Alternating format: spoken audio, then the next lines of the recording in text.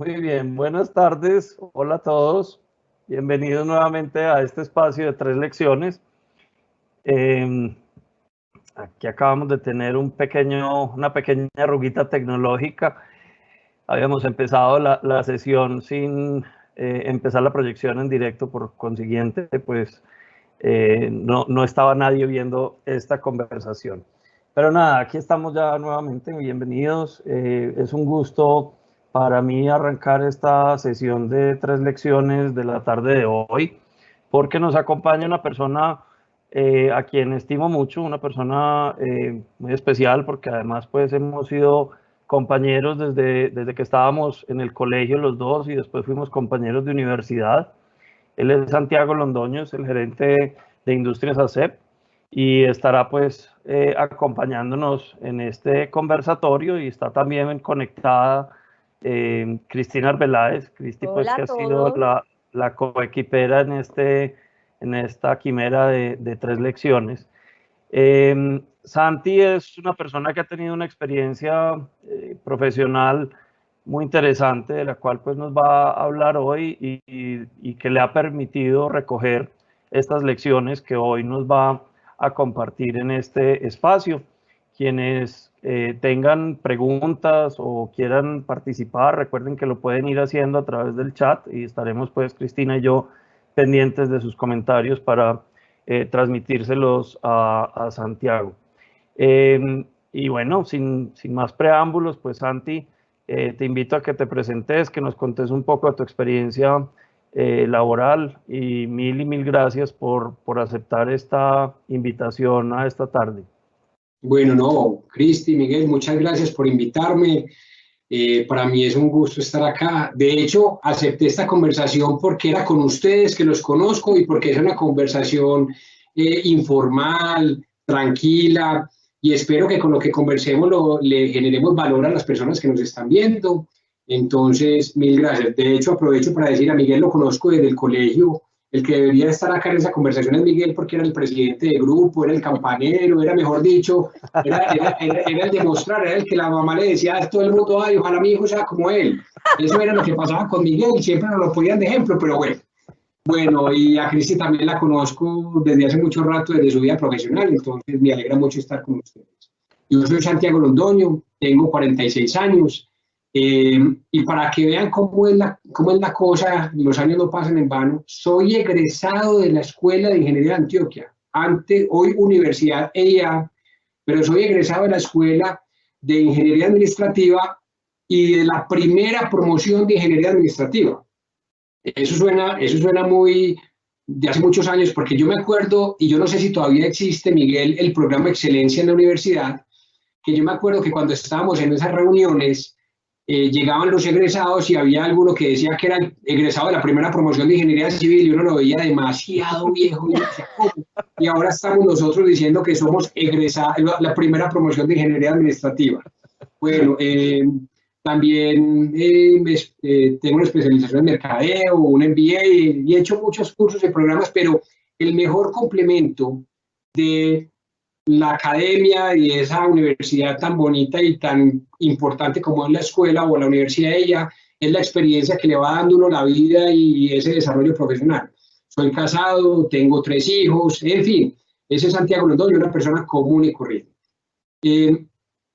Mi vida profesional, mi carrera, yo les voy a contar un poquito, que ha sido muy particular, pero ha marcado mucho lo que soy yo.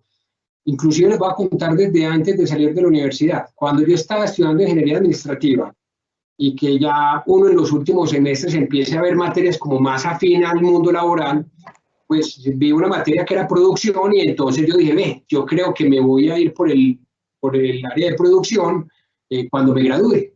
Y en ese orden de ideas, y hago paréntesis, fuimos la promoción que logró que la escuela implementara las prácticas empresariales, porque no existían prácticas en la escuela. Entonces, cuando me tocó hacer la práctica, fui muy afortunado porque la hice en Nacional de Chocolates, una compañía espectacular, y pude escoger hacerla en la planta de producción en Río Negro, porque como les decía... Yo voy a meter aquí la cucharada. Y fuiste de la promoción el único que hizo práctica en el área de producción. porque todos o trabajamos en mercadeo, o trabajaron en finanzas, o trabajaron en otros temas, pero el único que realmente trabajó en el área, pues como de producción de alguna compañía fuiste vos. A mí eso no se me borra de la memoria. Así es, y para que te acordes, me acuerdo que todos se iban para Santillana, para las oficinas de los corporativos, y a mí me recogía un bus que le decíamos el Chocojet a las 6 de la mañana para subir a Río Negro a la fábrica y en el bus. Y yo soy como grandecito y yo no cabía en ese bus, pero bueno, eso es parte de la experiencia. Entonces, subías con almohada. No, yo llegaba con la raya acá a la ventana, eso era así.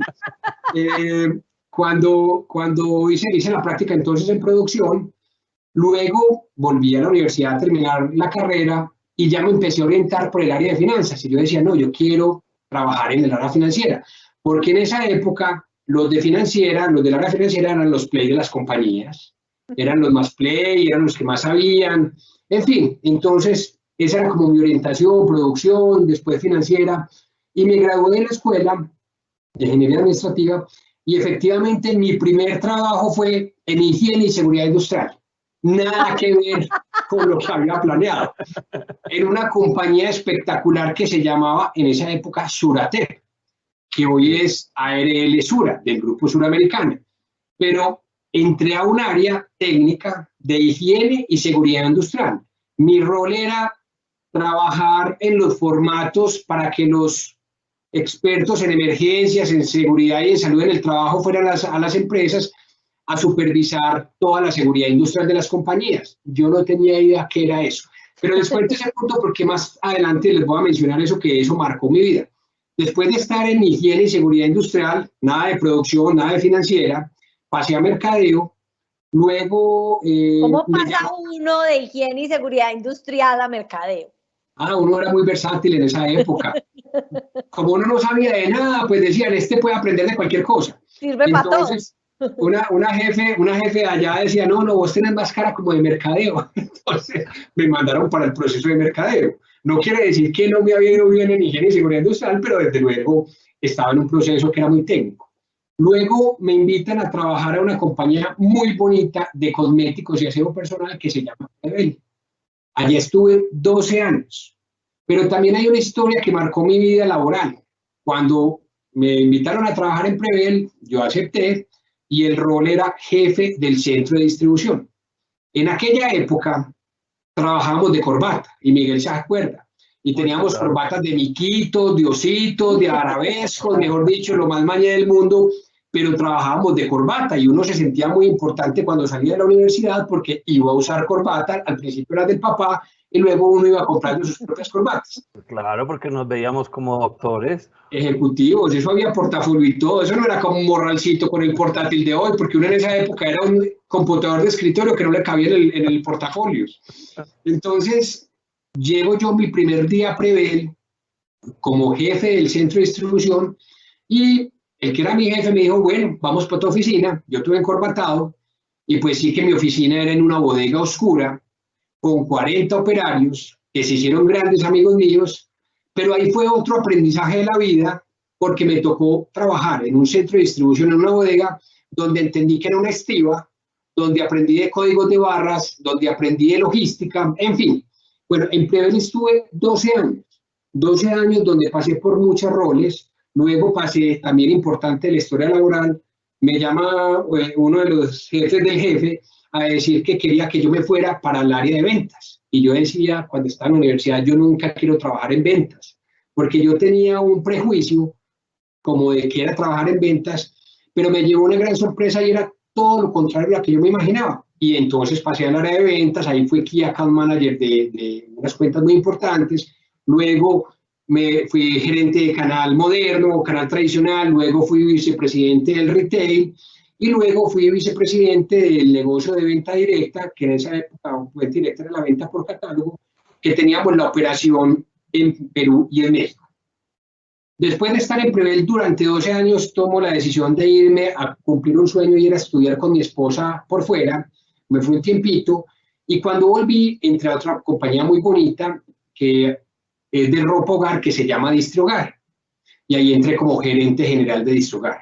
Ahí estuve aproximadamente 3 años y luego me invitan a ser a ser director comercial, que en ese momento manejaba ventas, mercadeo, logística comercial, servicio postventa, en fin, todos los procesos del front. Ahí estuve 2 años larguito y luego me nombran en el rol de gerente general y ahora en noviembre cumplo 2 años como gerente general. Me siento muy afortunado porque ASEP es una compañía, y pues qué pena decirlo, pero es una compañía espectacular. Tengo un equipo, unos compañeros de trabajo súper talentosos. Es una compañía que tiene 3.500 colaboradores, líder del mercado de línea blanca, que línea blanca es lavadoras, estufas, neveras, etcétera. Exportamos a 20 países y tiene una filosofía organizacional muy bonita y por eso pues le echo flores a la compañía. Desde luego cada uno le echa flores a la compañía donde está, pero me siento muy afortunado y muy orgulloso de estar en esa compañía. Esa es mi vida laboral y les conté todos esos detalles porque ahora me voy a referir a unos hitos importantes que marcaron mi futuro. No, pero antes de eso yo quisiera como recapitular un poquito sobre algunas cosas que acabas de mencionar. Y hay un elemento que vos tenés que es un elemento en común con Cristi, y es que vos nos acabas de decir, hombre, yo era gerente general de una compañía y me fui a trabajar como no gerente general, me fui a trabajar como vicepresidente pues, o gerente comercial de otra compañía, ¿cierto? Y eso a veces suena como muy raro. Yo pongo aquí a Cristi porque es que la historia de Cristi también tiene unos elementos muy en ese sentido, pero contanos pues cómo toma uno esa decisión, porque sobre todo pues para los estudiantes nuestros puede sonar como que, bueno, si ya eras gerente general ya habías llegado pues donde querías llegar, ¿por qué te vas a depender de otro gerente general en otra compañía? Muy buena pregunta y te cuento que cuando me llamaron de ASEP y me estaba entrevistando una psicóloga que acompañaba a ASEP en eso, me decía, pero si usted es gerente general y va a ser director comercial, yo no te veo. Yo le decía, no, yo sí me veo, yo sí me veo. ¿Pero por qué? Porque es que el cargo es lo menos importante. Cuando uno le gusta lo que hace, le apasiona lo que hace y siente que puede aportar en lo que está haciendo, el cargo es lo de menos. Es que ojalá no existieran los cargos. La gente puede ser importante por el cargo, pero es valiosa por lo que aporta y por la forma como impacta a los demás. Entonces, realmente... Te tiraste una frase pues del libro. No, y esa con seguridad no la dieron en alguna de las materias de la escuela. No, esa me gusta, esa estuvo bien. No, pero es verdad. Ese mensaje, de verdad que me parece que es un mensaje bien profundo, ¿sabes? Porque es diferenciar lo, entre comillas, importante del valor. O sea, es que la gente es valiosa, ¿cierto? Y vos encontrar gente valiosa en todos los niveles de las compañías. Sí, y te digo que ojalá las compañías no tuvieran títulos o cargos. Desde luego debe existir una estructura y hay teorías nuevas de organizaciones que no son jerárquicas, que ya son muy maduras en sus procesos, pero al final si uno tiene claro su rol, uno está conectado con la cultura organizacional, uno hace parte y sabe trabajar en equipos de alto desempeño, el cargo es lo de menos. De hecho, hace muchos años, cuando la gente entraba a una compañía, lo que se soñaba era tener su propia oficina con un letrerito que dijera el cargo, que le dieran unas tarjetas de la empresa donde dijera el cargo. ¿Y hoy qué está pasando? Hoy son espacios compartidos, donde lo que hacemos es trabajar por proyectos independientemente del cargo de alguien, se juntan con un propósito común y salen cosas espectaculares. Entonces, eso es una evolución importante, pero de verdad que lo que decíamos ahora, la gente la puede ver importante por el cargo, pero es que realmente la gente es valiosa por lo que es como persona. Entonces, para responderte a tu pregunta, Miguel, sí, digamos que del cargo había que tener humildad de decir, no voy a ser gerente general, voy a reportarle a otra persona, un gran jefe que tuve, pero lo importante es que vos sientas que estás en el momento y en el lugar y haciendo lo que te gusta. Y por eso el cargo ahí pasa a un segundo lugar. Santi, y me encanta eso que estás diciendo porque yo creo que conecta muy bien con el tema que vamos a dar las 3 lecciones, que es ese liderazgo inspirador, y solo oír tu historia ya es súper inspirador. Entonces propongo que empecemos a hablar como de ese concepto y que arranquemos con esas 3 lecciones. Perfecto, perfecto. Entonces, la primera lección que yo quiero compartir con todos ustedes es hacer las cosas por propósito y con convicción. ¿Y qué es eso? En palabras muy simples, ¿para qué me levanto yo todos los días a hacer lo que hago? ¿Cuál es la esencia de lo que yo hago? ¿Cómo me permite trascender en la vida? Porque si yo no tengo claro eso, pues al final no voy a tener la misma pasión, no le voy a meter las mismas ganas y posiblemente no voy a ser capaz de inspirar a otros o de movilizar a otros. Y voy a remitirme a mi historia laboral, empezando por el puesto en Surater. Cuando yo entré a Higiene y Seguridad Industrial, recién graduado, súper primíparo, mi primer trabajo, a mí me ponían a hacer formatos, me ponían a organizar documentos sobre planes de emergencia, sobre un programa muy bonito que se llamaba Cero, o se llama Cero Accidentes, en fin. Yo en ese momento podía ver las cosas de dos formas. De una forma es, yo soy el que le ayudo a mi jefe a organizar cosas, a hacer formatos, y me pagan un salario y tengo un trabajo. La otra forma es, yo estoy trabajando en un proceso que previene accidentes y puede salvar las vidas de los trabajadores colombianos. ¿Cuál forma me da una dimensión mayor y me conecta más con lo que hago? La segunda. Desde luego, como consecuencia, me pagan un salario. Y independientemente si el trabajo es muy importante o no tan importante, si es el cargo muy grande o el trabajo o el proyecto muy grande o chiquito, encontrar el para qué hacemos las cosas, esa esencia nos permite trascender, nos permite saber cuál es el verdadero impacto y movilizar a los demás. Ahora, en el rol actual, hoy soy el líder de una organización con 3.500 colaboradores, más sus familias, más una comunidad como Copacabana que tiene 90.000 habitantes. Yo podría decir, yo soy el encargado de coordinar 3.500 colaboradores para fabricar y vender neveras, lavadoras y estufas y así generar utilidades para los accionistas y cumplir mis indicadores. O yo podría decir, yo tengo la responsabilidad con un equipo muy talentoso de hacer familias y hogares felices a través de lo que generan las neveras, conservación de alimentos, ahorro en los bolsillos de las familias, o de las lavadoras, liberándole tiempo a una mamá que antes lavaba a mano y ahora va a poder alimentar bien a sus hijos, estudiar con ellos, o a través de una estufa que le va a dar la posibilidad a una familia de transformar los alimentos y comer en familia, y de esa manera hacemos familias y hogares felices, y si lo hacemos bien, como consecuencia vamos a generar ventas, utilidades y valor para los diferentes públicos de interés. ¿Cuál camino es más inspirador? ¿Cuál camino conecta más a los 3.500 colaboradores? ¿El primero decirle fabricamos, vendemos y hacemos utilidades? ¿O el segundo que impactamos la vida de las familias en Colombia? Entonces, para eso es el propósito. Y no es poner una frase romántica. De hecho, el propósito nuestro tiene técnica, tiene estudio con el consumidor, tiene evidencia de que cuando llega una nevera, una lavadora, una estufa, se impacta a una familia y genera felicidad, porque felicidad es igual a bienestar más tranquilidad. En fin, entonces hay técnica, pero hay un propósito superior. Entonces, la primera lección es cómo lograr encontrar, vuelvo e insisto, si soy emprendedor, si soy estudiante, si soy el líder de una compañía, el propósito, de hecho el propósito individual, ¿cuál es nuestro propósito en la vida? Y yo estoy seguro que ustedes han pensado, ¿para qué Miguel o para qué Cristi hace lo que hace? Por un propósito. El ganar plata, el volvernos reconocidos, es la consecuencia de, no es el fin como tal. Entonces, esa es la primera lección. Sí. Y bueno, yo hice ahorita referencia a Cristi cuando te hice la pregunta del cambio, porque es que pues Cristi tiene una historia también muy parecida, pero yo quisiera, Cristi, cuéntanos un poquito como cuáles son tus puntos comunes con esto que nos acaba de decir Santi y cómo tu experiencia hoy tiene que ver también con una decisión que estuvo muy conectada con un tema de propósito interno.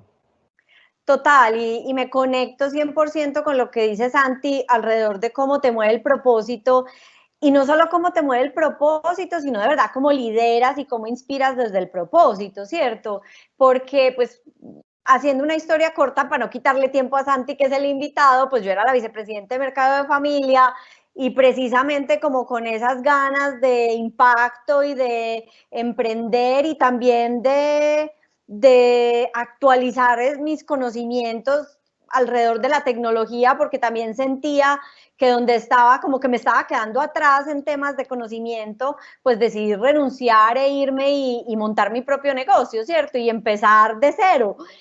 Luego digamos, desde el tema de posición, estar en una posición alta. Entonces vuelvo y no me puedo conectar mejor con Santi con el tema de la posición, y el nombre es lo de menos. Es realmente qué es lo que te mueve y dónde tú sientes que estás de verdad impactando desde lo que te mueve a ti como persona, pero también viendo el resultado en el otro, que yo creo que es lo más satisfactorio. Así es. Santi, entonces, con esa primera lección tan chévere, ¿cuál es la segunda? Bueno, la segunda no es fácil. La segunda no es fácil, no crean pues que yo estoy aquí dando lecciones porque nací aprendido, no. He ido viviendo y aprendiendo esas lecciones. Total. La segunda es vivir el aquí y el ahora. ¿Y qué significa eso? Nosotros muchas veces, y lo hablo por mí, nos preocupamos más por lo que queremos ser y hacer en el futuro que por lo que está pasando en el presente. Y no quiere decir que pensar en el futuro no sea importante. Hay que tener sueños, hay que tener metas, hay que tener ambición positiva. Pero si nosotros no estamos en el aquí y en el ahora, no disfrutamos el camino. Y el camino es muy importante. De hecho, el futuro lo definen las acciones que hagamos en el presente.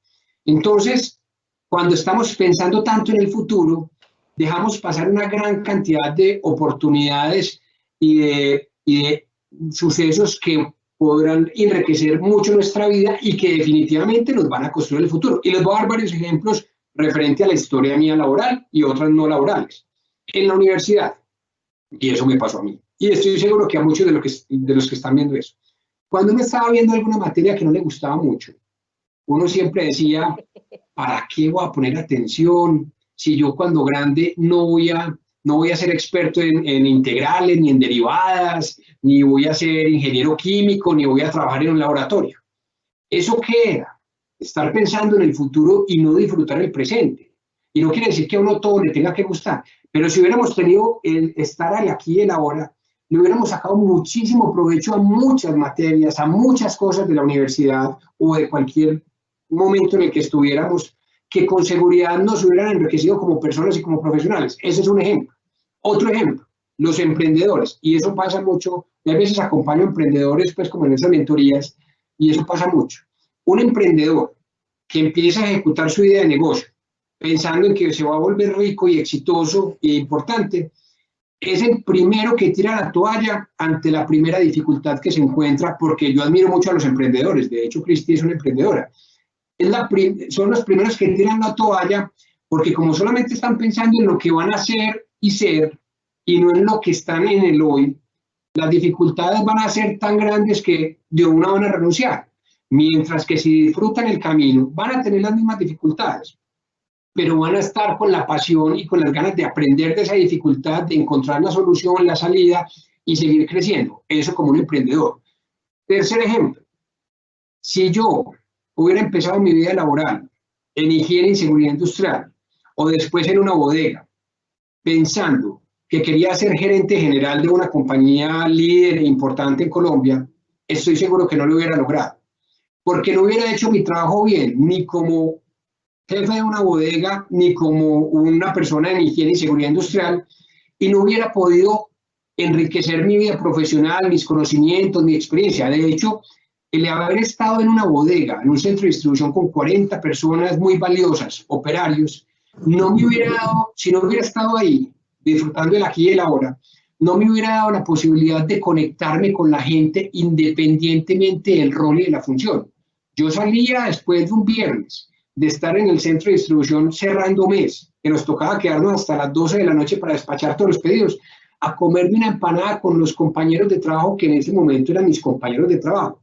El vivir el aquí y el ahora te da la posibilidad de conocer a la gente, independientemente de su rol, y eso hoy me permite, en este rol de gerente general de una compañía, poder conectarme con la gente independientemente del nivel. Entonces, para resumir, vivir el aquí y el ahora. No perder los sueños, no decir que renuncie a tener metas, no, eso hay que tenerlo, pero disfrutar el camino, porque el camino es lo que hace, lo que le genera una felicidad. Si yo hubiera estado desde mi primer puesto en higiene y seguridad industrial, pensando que voy a ser gerente general, posiblemente no lo hubiera logrado y no hubiera sido feliz, ni me hubiera ido bien en esos roles que tuve en mi carrera laboral.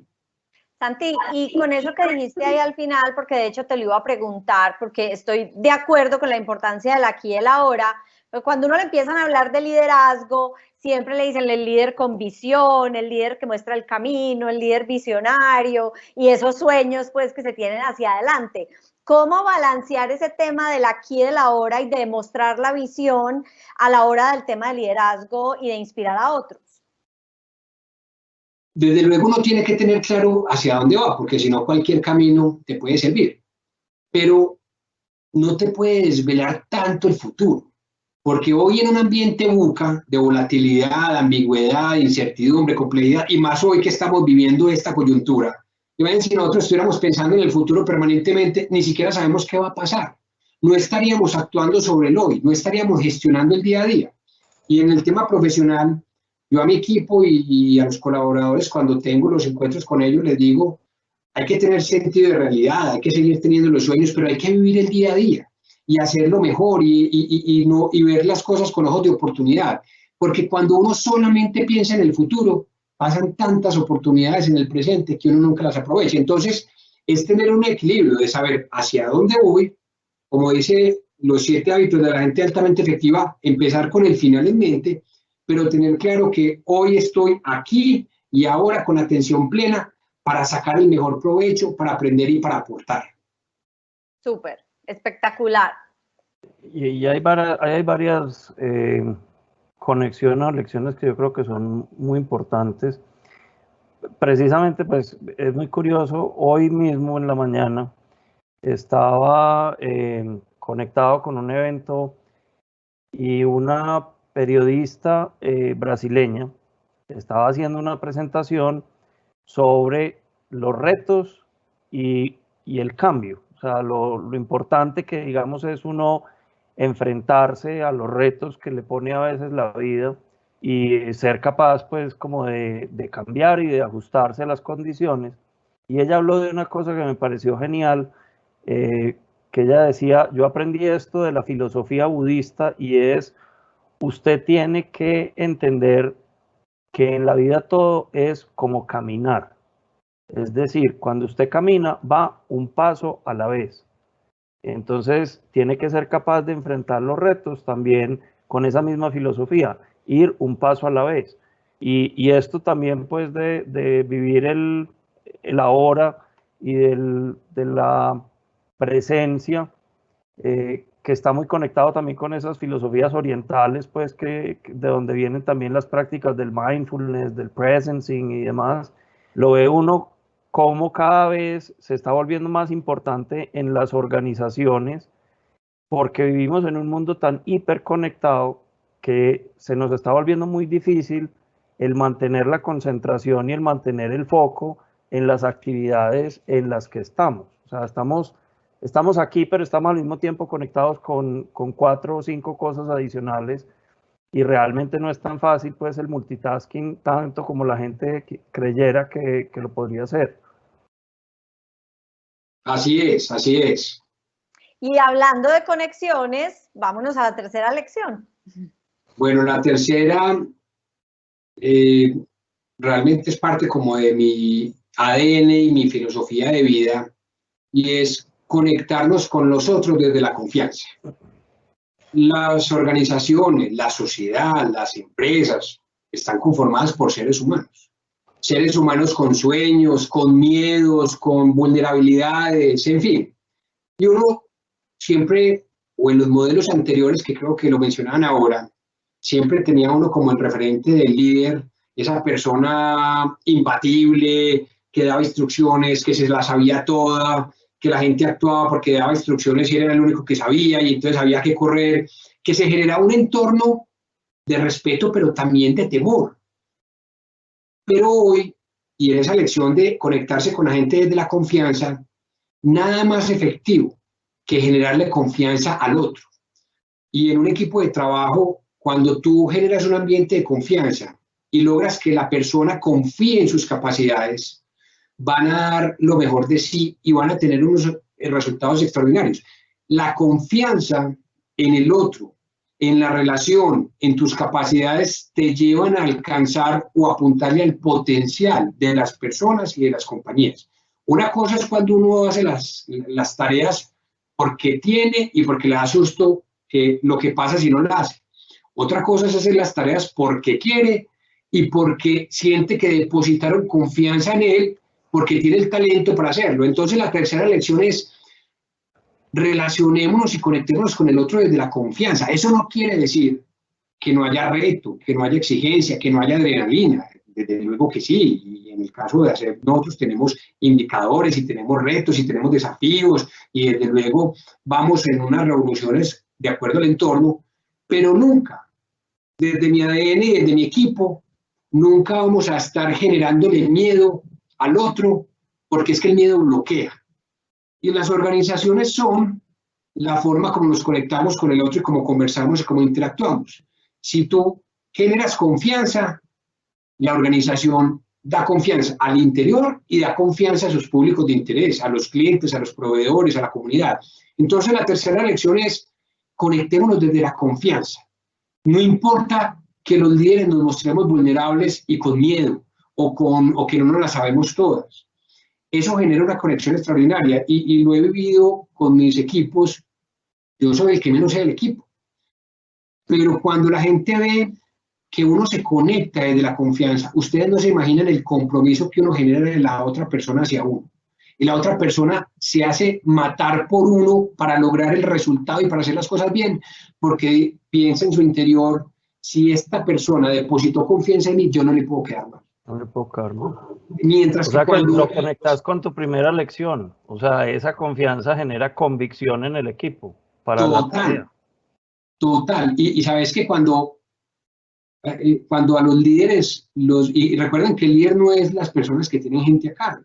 Uno puede no tener gente a cargo y uno puede impactar a muchas personas, pero cuando a los líderes los ven como un ser humano, como lo que somos, y generamos las conexiones, eso hoy tiene mucho valor. Y por eso hoy estamos hablando de organizaciones conscientes. En una charla con Gonzalo Pérez, él dijo algo que me llamó mucho la atención y me gustó bastantísimo y muestra la forma como ha evolucionado las relaciones humanas en las compañías. Antes, hace muchos años, se llamaba área de relaciones industriales. Ay, sí. Después de recursos humanos, después de talento humano, y hoy estamos hablando de seres humanos, porque es que somos seres humanos, con muchas cualidades, con muchos defectos, con muchas cosas. Entonces, qué bueno que nosotros lográramos conectarnos desde la confianza. Y vuelvo e insisto, la confianza, la amistad, el colegaje no significa mediocridad, no significa estar relajado, antes significa compromiso y apuntarle al potencial individual y de las compañías. Super. Tenemos una pregunta, Santi. Dice, hoy que los jóvenes tienen una inclinación más hacia emprender y ser sus propios jefes que hacia hacer una carrera dentro de una empresa, ¿qué les aconsejas? ¿Lanzarse a emprender una vez terminen su carrera o hacer un proceso de determinado tiempo dentro de una empresa como empleado? Muy buena pregunta. Anteriormente le decían a uno, bote el capote en una empresa y después monte su negocio. Eso se lo decían a uno. Y tenía su validez, aprenda de otros. Pero hoy el emprendimiento, yo creo que hace parte también de un ADN, de una mentalidad. Y yo admiro muchísimo a los emprendedores, porque los emprendedores tienen valentía, tienen humildad. El emprendedor que tiene propósito y que disfruta el camino, no el que quiere emprender para hacerse millonario. Entonces, ¿qué le diría? Primero, el emprendedor también tiene jefes. El jefe del emprendedor, ¿quién es? Son sus consumidores o son sus inversionistas. Todos en la vida tenemos jefes. No digamos jefe porque la palabra jefe está ya muy mal utilizada. El emprendedor tiene compromisos y responsabilidades frente a otros. Porque es que cuando yo estoy emprendiendo, estoy generando un servicio, un producto hacia otro y eso genera una responsabilidad. Entonces, lo primero es no... los jefes o los líderes no están o en la empresa grande, mediana, pequeña, ni el emprendedor está en todas partes.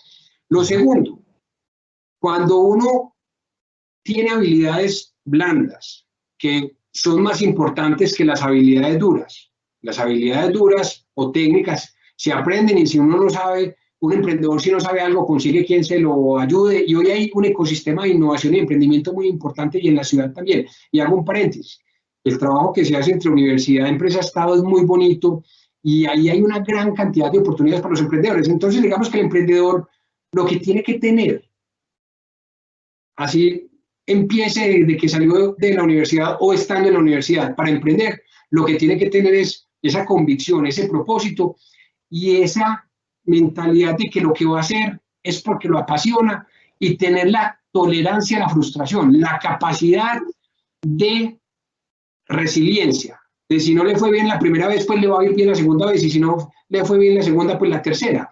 Pero no pensar que no me fue bien porque no tuve experiencia, no, porque es que el emprendimiento se puede rodar del conocimiento de otros. Entonces ese es como el mensaje que yo doy. Y hoy ojalá existan más emprendedores, porque el emprendimiento genera nuevas empresas, genera nuevos conocimientos, genera empleo, en fin, genera nuevas capacidades. Entonces, bienvenidos los emprendedores recién graduados o después cuando llevan trabajando mucho tiempo en una empresa que deciden emprender, bienvenidos todos. Pero te quiero compartir un comentario, pues una cita que le escuché a Simón Borrero, uno de los fundadores de Rappi, el CEO de Rappi. Y me parece que encaja súper bien con esto que acabas de decir, porque él dice, en esta generación de emprendedores, el éxito no se mide por la plata que usted tenga en el banco, sino que el éxito de los emprendedores de hoy se mide por el impacto que usted genera en la sociedad. Tremenda frase. Tremenda, ¿cierto? Tremenda. Y emprender es una labor de valientes, pero si nos ponemos a pensar, hace varios años, si el fundador de nuestra compañía, que se llama Don José, que cumplió 101 años el 2 de agosto, no hubiera sido un emprendedor, pues hoy no tendría yo el rol, ni existiría CEP y muchas cosas. Entonces, al final, no es si antes o después de trabajar o de estudiar, no, es qué me mueve. Y eso es lo que yo creo que hace exitosos a los emprendedores. Total, Santi, y lo conecto con tu primera lección de propósito. Al final no es emprender o no emprender, trabajo en empresa o emprendo, es ¿por qué? ¿Qué te mueve? Y eso es lo que debería guiar la decisión si emprendes o vas a una empresa que tiene un propósito que te mueve. Así es, Cristi. Súper. Santi, hay otra pregunta. Dale, la iba a leer también. Léela, por favor. Entonces, una pregunta de tu tocayo Santiago Molina dice, ya que Santiago hizo un MBA, ¿qué recomendaría? ¿Hacerlo al terminar la universidad o primero tomar un poco de experiencia laboral y luego hacer el MBA? Esa pregunta está buena. A ver, yo creo que en el caso particular mío, yo preferí primero trabajar un tiempo y después emprender otros programas académicos, porque sentía que eso me iba a generar más valor, compartir experiencias del trabajo, de la vida laboral que ya llevaba y ojalá encontrarme con otros compañeros en esos programas que también compartían experiencias, porque la combinación de la práctica y la teoría era muy exitosa. Pero sabes que hoy la modalidad de formación y los estudios han cambiado mucho. Uno estudiar lo que le ayuda es a pensar distinto, a desarrollar las habilidades, a ver los temas sistémicos. Anteriormente, posiblemente los modelos académicos eran muy del hacer, de aprenda esto y vaya ejecute, o usted lo está ejecutando y vaya aprenda para hacer mejor. eso sigue siendo válido. Pero hoy yo creo que los MBA y las especializaciones, más que un tema técnico y especialista, que sí es importante, no quiere decir que no sea importante, lo que te está enseñando es a desarrollar cada vez más tu cerebro y poder conectar todos los puntos para que cuando te enfrentes a una situación puedas adaptarte y moverte más rápido. Y yo te voy a decir una cosa, el mejor MBA que estamos haciendo es el que estamos haciendo hoy, en vivo y en directo con esta pandemia.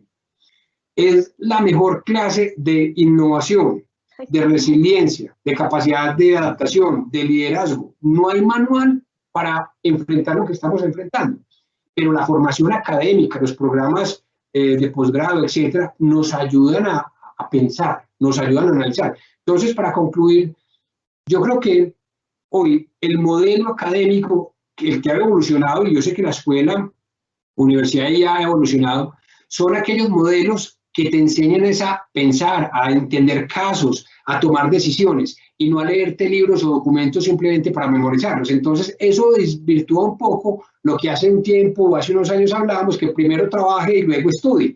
Hoy uno puede estar haciéndolas simultáneamente y seguir, después de su carrera, seguir estudiando sin ningún problema.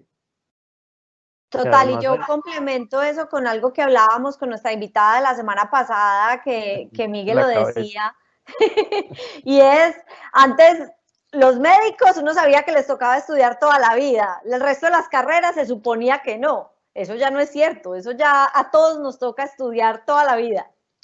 Y referente a eso te voy a dar un dato, pues una muestra muy bonita. Don José, nuestro fundador de ACED, venía de una familia muy humilde, y él solamente pudo estudiar hasta quinto de primaria. Entonces él dice que a raíz de eso le ha tocado estudiar toda la vida. Y estudiar toda la vida es estar en permanente aprendizaje. Y ese es otro mensaje. Nosotros, independientemente de los máster, MBA y especializaciones, nunca nos podemos cansar de aprender, de ver cosas nuevas, de ser curiosos, de poner a funcionar nuestro cerebro. Muchas veces, y lo digo por mi caso, posiblemente uno era más perezoso cuando está en la universidad, pero hoy cuando uno está en la vida laboral y tiene responsabilidades distintas, uno se da cuenta de la necesidad de estar aprendiendo todo el día. Y aprender no es leer simplemente libros técnicos ni nada, aprender es conversar con gente, mirar otros sectores, tener conversaciones con emprendedores, ver temas de arte, de música. Todo eso te ayuda a enriquecer y a llenar tu maleta, tu mochila, porque hoy lo que necesitamos es tener una mochilita llena de conocimientos, de visiones distintas, porque la diversidad, la pluralidad y el entorno con tantas variables, si uno solamente aprendió esto, no va a funcionar. Uno tiene que abrir su espectro y eso, todas esas cosas sirven para uno poder ver así. Cuando uno mira así y el entorno es estable, puede que seas exitoso, pero cuando es volátil, te va a ser muy difícil. Cuando uno mira así, tienes el mundo entero para tragarte. Santi, pero es que además tener esa amplitud de visión es, yo diría que es clave, fundamental para uno poderse conectar con la gente, que es tu tercera lección, ¿cierto? O sea, si vos no hubieras aceptado de pronto abrir tu forma de ver las cosas cuando trabajaste en Prevel o cuando trabajaste en su momento pues en Suratep, de pronto te hubiera costado más trabajo conectarte con unas personas que tenían una formación muy distinta a la tuya. Y yo creo que esa permanente ambición de seguir aprendiendo cosas le permite a uno conectarse con todo tipo de personas en las organizaciones. Te voy a contar una historia muy corta porque me da pena, porque yo sé que ya nos pasamos del tiempo. Pero cuando me pusieron en el rol en Prevel de vicepresidente de venta directa, que tenía una oficina muy bonita, manejaba a los gerentes de los países donde operaba, el jefe que yo tenía en su momento, que era el presidente de la compañía, me dijo, bueno, vas a estar en este rol, escogí el país, México, Perú, donde te vas a ir a hacer tu entrenamiento. Pero tu entrenamiento no es en las oficinas ahí en Polanco, en México, ¿no? Tu entrenamiento es en la calle.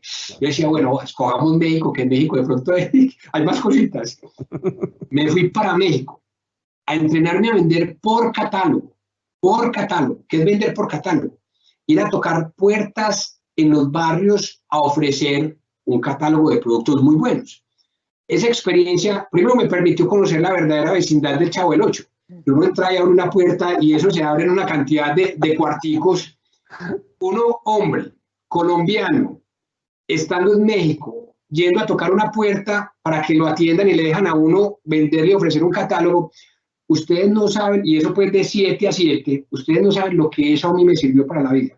Cuando yo veo a una persona en la calle haciendo su trabajo de promocionando un producto o entregando un volante, lo veo con una mirada muy distinta a como posiblemente lo hubiera mirado si no hubiera tenido ese entrenamiento. Porque todo eso te ayuda a entender, a ponerte en los zapatos del otro, porque eso es un pecado muy grande que tenemos cuando tomamos las decisiones desde el escritorio. Te ayuda a generar empatía, a ponerte en los zapatos del otro. Nadie sabe mejor hacer su trabajo que quien lo hace, y a conectarte con las diferentes historias y situaciones de la gente. Yo terminé agradeciendo ese entrenamiento de 3 meses en México, callejeando día a día, comiendo tacos de la calle, que yo decía, Dios mío, aquí me voy a morir, aquí me voy a morir, y a mí no me gusta la cebolla, y allá pues todo le echan cebolla, hasta la Coca-Cola le echan cebolla, y ustedes no se imaginan lo que eso enriqueció mi vida. Por eso digo, todos los roles que tuve en mi carrera profesional tenían sentido, y yo soy el que creo que las cosas pasan porque deben pasar así. Y por eso hay que vivir el aquí y el ahora. Porque si yo tenía que estar en México tocando la puerta de la vecindad del Chavo del Ocho con un catálogo, era porque eso me iba a servir para lo que estoy haciendo hoy y lo que posiblemente vaya a hacer en un futuro. Entonces, todo en la vida hay que sacarle provecho. Súper, Santi. No, qué chévere. Aquí entonces, recapitulando tus 3 lecciones, y pues si alguien tiene una última pregunta, bienvenida, son primero, hacer las cosas con propósito y por convicción. Segundo, vivir el aquí y el ahora. Y tercero, conectarnos desde la confianza. Creo que súper chéveres lecciones para cómo ejercer ese liderazgo inspirador del que hablábamos al principio. Y tenemos aquí una ultimita pregunta. ¿Algún libro que te haya impactado, fuera del que ya hablaste, de los 7 hábitos de las personas eficientes?